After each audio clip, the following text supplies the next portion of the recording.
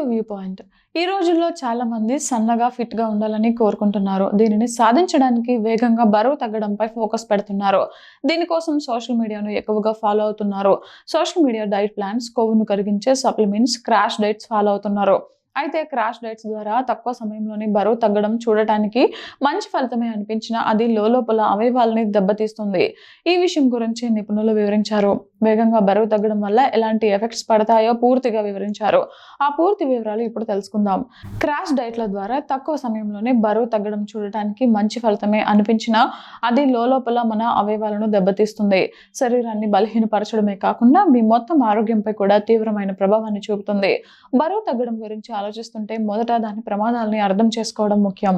కండరాల నష్టం. శరీరం క్యాలరీలను కొరతను ఎదుర్కొంటున్నప్పుడు కేవలం కొవ్వును మాత్రమే కాకుండా కండరాలని కూడా కరిగించి శక్తిని పొందుతుంది. దీనివల్ల శరీరం బలహీనపడుతుంది. మీరు తగినంత ప్రోటీన్ పొందకపోతే శరీరం శక్తి కోసం కండరాలను విచ్ఛిన్నం చేస్తుంది. ఇది బలహీనతకు దారితీస్తుంది. కాలేయం, మూత్రపిండాలపై ఒత్తిడి. హఠాత్తుగా ఆహారం మానేయడం వల్ల శరీరంలోని టాక్సిన్లను, వ్యర్థాలను శుద్ధి చేసే క్రమంలో కాలేయం, మూత్రపిండాలపై తీవ్రమైన ఒత్తిడి పెరుగుతుంది. గుండె ఆరోగ్యం. క్యాలరీలను ఒక్కసారిగా తగ్గించడం వల్ల శరీరంలో ఎలక్ట్రోలైట్ సమతుల్యత దెబ్బతింటుంది.